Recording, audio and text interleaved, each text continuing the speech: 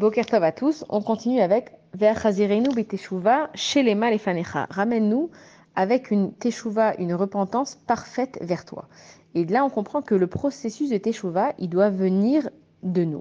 Quand on va faire quelque chose de mal, on peut en tirer quelque chose de bien si on arrive à se repentir. Ça veut dire que si je fais quelque chose de mal et que je me pose les bonnes questions, que je vais en tirer les bonnes leçons, alors à ce moment-là, ma teshuva, elle a un vrai impact. Et quand on va faire le premier pas vers Hachem, il va nous attendre à l'autre bout. C'est comme s'il y a deux personnes qui tiennent une corde et que moi, je vais tirer le bout de ma corde. Donc, la personne qui est en face, elle va sentir qu'il y a un mouvement de l'autre côté. Elle aussi, elle va tirer la corde. Et c'est ce qui se passe avec Hachem, c'est que si moi, je tire la corde de mon côté avec Akadosh Baruch Hu, Hachem, il sent que je le tire vers moi. Donc, Hachem, il va me tirer lui aussi vers lui.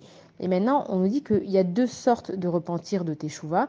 Il y a la Teshuvah simple qu'on va faire, ça veut dire c'est que on va regretter nos actes, on va regretter d'avoir fait du mal, on va avoir peur aussi d'être puni dans ce monde, de ne pas recevoir notre récompense dans le Olam Haba, dans le monde futur. Cette Teshuvah, se repentir, il est très bien, mais finalement, elle est pour nous parce qu'on a peur de quelque chose ou qu'on regrette certaines choses.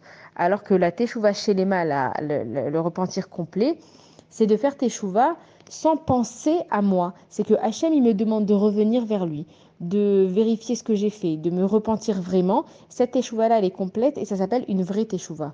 Maintenant, la mitzvah de Teshuvah, elle peut être faite à n'importe quel moment de sa vie.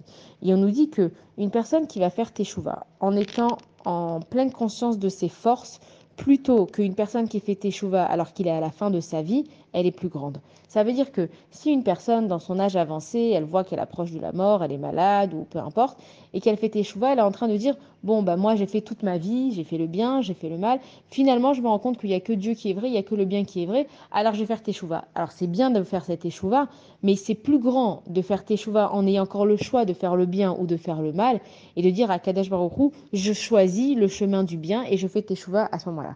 Donc Bezrat Hashem, avec cette fille-là, quand on dit Achazirenu beteshuvah chez les mains, on demande à Kadesh Baruch Hu la vraie Teshuvah à n'importe quel moment de notre vie, et puisque on connaît jamais finalement quand est-ce que Chaz Shalom, une personne elle va partir, il faut à chaque moment, quand on sent qu'on a fait quelque chose de pas bien, quand on sent qu'on s'en veut, qu'on n'a pas agi comme il faut, faire une Teshuvah chez les mains, non pas pour nous, mais vraiment pour Akadosh Baruch Hu et pour se rapprocher de lui. Bonne journée à tous.